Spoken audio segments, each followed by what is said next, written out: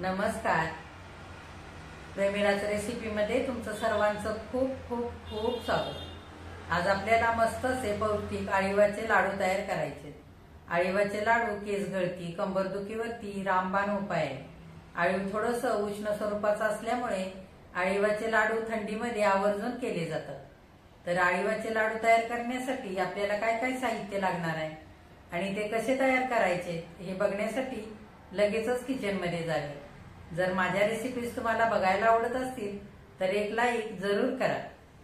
जे कोणी माझ्या रेसिपीज आता नव्याने बघत आहेत त्यांनी माझ्या चॅनेलला जरूर सबस्क्राईब सुद्धा करा आणि कमेंट करायला अजिबात विसरू नका. तर आता वेळ न घालवता आपण आपल्या रेसिपीला लगेचच सुरुवात करूया.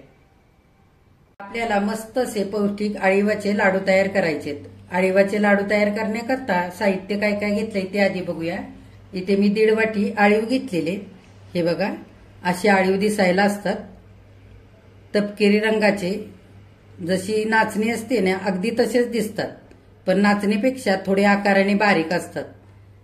तर हे 1.5 वाटी घेतलेले आहेत. इथे पाव वाटी पिस्त्याचे काप घेतलेत, अर्धी वाटी बदामाचे काप घेतलेत, अर्धी वाटी काजूचे काप घेतलेत, 2 वाटी गूळ घेतलेला आहे. इकडे तुम्ही गूळ तुमच्या आवडीप्रमाणे वापरू शकता. 2 चमचे तूप घेतलंय आणि 4 वाट्या भरून खिसलेलं ओलं खोबरं घेतलेलं आहे आणि इथे 1.5 वाटी ओल्या नारळाचं पाणी घेतलेलं आहे. तर आता आधी आपण आळीव भाजून घेऊया. आपल्याला आळीव भाजून घ्यायचे, त्याच्याकरता मी इकडे पॅन ठेवलेला आहे गॅसवरती. आळीव थोडे उष्ण स्वरूपाचे असतात, त्याच्यामुळे पचायला जड असतात. त्याच्याकरता आपल्याला हे आळीव आधी भाजून घ्यायचे. भाजून घेतल्यामुळे पचायला पण हलके होतात आणि आळीवाचे लाडू सुद्धा चवीला खूप छान असे खमंग लागतात. आता आपण 1.5 वाटी घेतलेले आळीव पॅन मध्ये घालूया आणि चांगले भाजून घ्यायचेत. आपल्याला पॅन आधी गरम झालेला आहे, त्याच्यामुळे मी लगेचच हे आळीव घातलेले. हे बघा, आळीव छान आता भाजायला लागलेले, तडतड उडायला लागलेले. असेच आळीव छान भाजून घ्यायचे.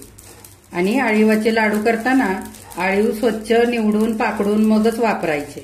नाहीतर काय होतं, आळीवामध्ये एवढी तेवढी कचकच असते, त्याच्यामुळे मग लाडू पण कचकच लागतात. आता आपला आळीव भाजलेला आहे, आपण काढून घेऊया. हे बघा, आता भाजून घेतलेले आळीव चांगले थंड झालेत. आता हे आळीव आपल्याला भिजत घालायचे 15 ते 20 मिनिटांकरता. तर इकडे मी नारळाचं पाणी घेतलेलं आहे आळीव भिजवण्याकरता. आळीवाचे लाडू करण्याकरता ओले 2 नारळ मी खरवडून घेतलेत, त्याचंच पाणी मी इथे घेतलेलं आहे. तर तुम्ही जर हे पाणी नसाल वापरणार तर साधं पाणी सुद्धा वापरू शकता किंवा त्या जागी दूधही वापरू शकता. पण शक्यतो नारळाचं पाणीच वापरायचं आळीव भिजवण्याकरता. म्हणजे काय होतं, आळीवाचे लाडू छान खमंग असे चवीला लागतात. आता आपण हे नारळाचं पाणी आळीवामध्ये घालूया आणि भिजण्याकरता आपल्याला हे 20 मिनिटांसाठी झाकून ठेवायचं. चांगलं चमच्याने आपण हलवून घेऊया, म्हणजे छान भिजले जाते.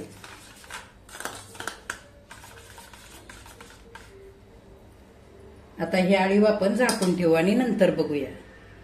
आळीव भिजत घालून 20 मिनिटं झालेली आहेत. आपण उघडून बघूया.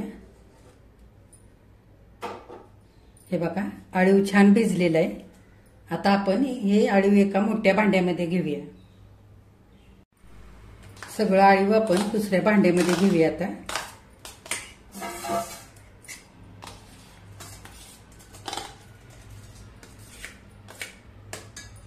आळीव मी दुसऱ्या भांड्यामध्ये काढून घेतलंय.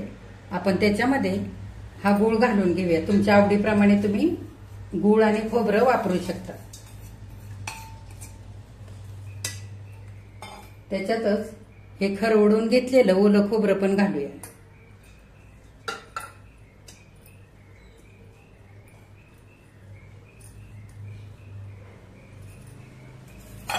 आणि घातलेलं साहित्य आता सारं आपल्याला एकजीव करून घ्यायचंय, चांगलं मिसळून घ्यायचंय.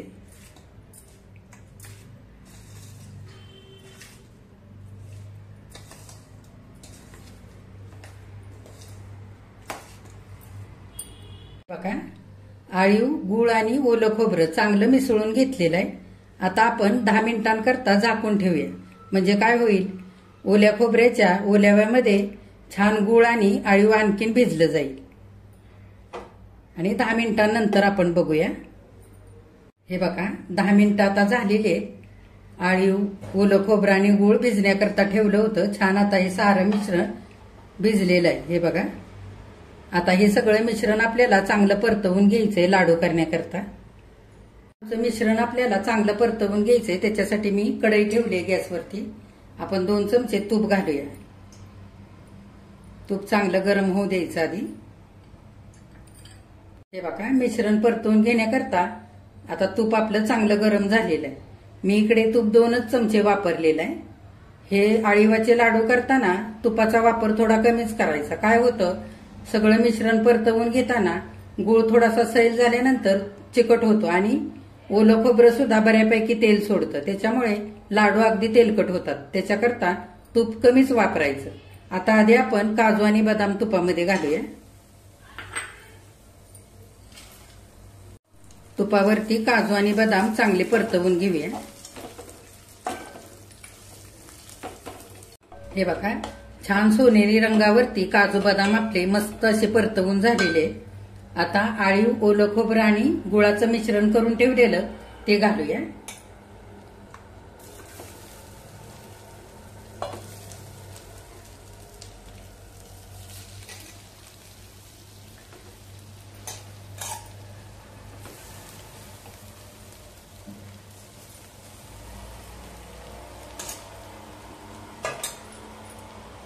आता हे सारं मिश्रण आपल्याला बारीक गॅसवरती छान परतवून घ्यायचंय।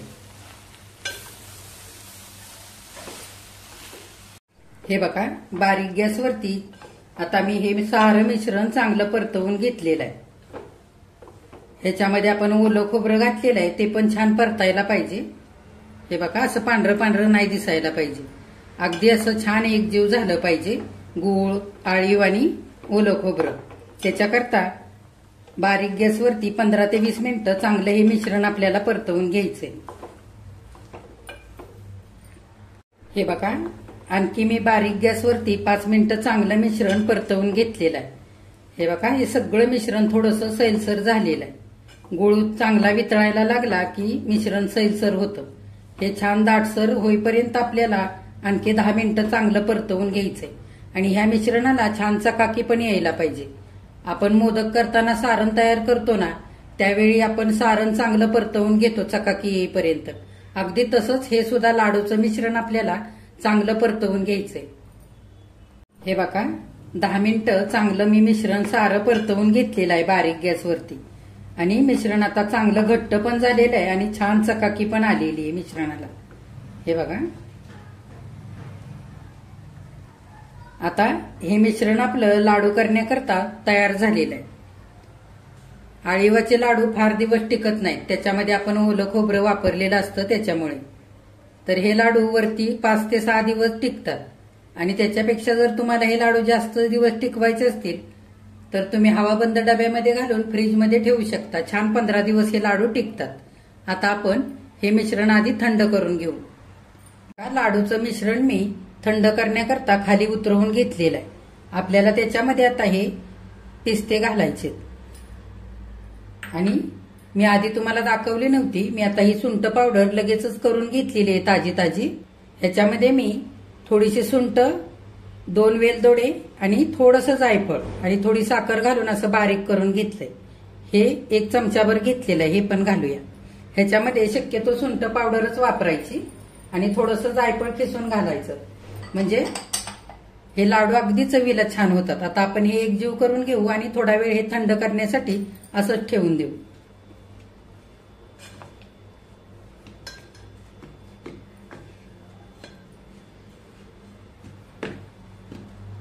हे बघा आता आळीवाचं मिश्रण हाताला सोसवेल असं थंड झालेलं आहे। आपण आता छोटे छोटे लाडू करूया। हे बघा ह्या मिश्रणाचे लाडू छोटे छोटेच करायचे। आळीव उष्ण असतं ना, त्याच्यामुळे पोटाला बाधू शकतं जास्त खाल्लं तर, त्याच्यामुळे असे छोटे छोटेच लाडू करायचे। हे बघा आळीव, ओलं खोबरं, गूळ उष्ण असल्यामुळे गरोदर महिलांनी सुद्धा हे लाडू खायचे नाहीत। हे बघा असे छान छोटे छोटे लाडू आपण करून घेऊया।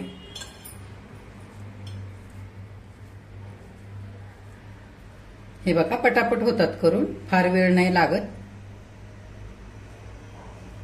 हे बघा अळीवाचे सगळे लाडू आता बांधून तयार झालेले. किती मस्त झालेत बघा, आणि मस्त असे मऊसूत झालेले. हे अळीवाचे लाडू करताना अळीवा आपण नारळाच्या पाण्यामध्ये भिजत घातलं, त्याच्यामुळे चवीला पण हे लाडू खूप मस्त झालेले आहेत आणि मस्त असे मऊ झालेले आहेत. आपण हे लाडू करताना 4 वाट्या ओलं खोबरं, 2 वाट्या गूळ आणि 1.5 वाटी अळीव इतकं साहित्य वापरलं. त्याच्यामध्ये असे छोटे छोटे 25 लाडू तयार झालेले. मी तुम्हाला एक लाडू तोडून दाखवते. हे बघा,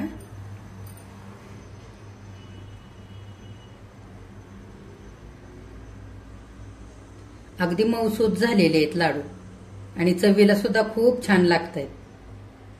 आता हे लाडू आपण एका डिशमध्ये काढूया. हे बघा अळीवाचे पौष्टिक लाडू करून तयार झालेले आहेत. किती मस्त झालेत बघा, अगदी चवीला छान झालेले आहेत. अळीवामध्ये भरपूर प्रमाणात प्रोटीन असतात, लोह, कॅल्शियम भरपूर असतं. त्याच्यामुळे केस गळती, सांधेदुखी, कंबरदुखीवरती हे लाडू अगदी रामबाण उपाय आहेत. थंडीमध्ये हा एक लाडू सकाळी खाल्ला तर दिवसभर पोट भरल्यासारखं राहतं. ह्या लाडूमुळे शरीराला भरपूर उष्णता मिळते. तर ह्या पद्धतीने तुम्ही सुद्धा असे अळीवाचे लाडू तयार करून बघा. माझ्या चॅनेलला लाईक, शेअर आणि सबस्क्राईब जरूर करा. कमेंट करायला अजिबात विसरू नका. आजची माझी रेसिपी जर तुम्हाला आवडली असेल तर एक लाईक सुद्धा जरूर करा. हे लाडू फ्रीजमध्ये जर ठेवलेत तर 15 दिवस हवाबंद डब्यामध्ये ठेवायचे, म्हणजे छान टिकतात. 6 ते 7 दिवस वरती सुद्धा हे लाडू छान टिकतात. हे लाडू करताना ओलं खोबरं, गूळ तुम्ही तुमच्या आवडीप्रमाणे वापरू शकता. आता ह्या पद्धतीने असे लाडू अळीवाचे तुम्ही सुद्धा तयार करा.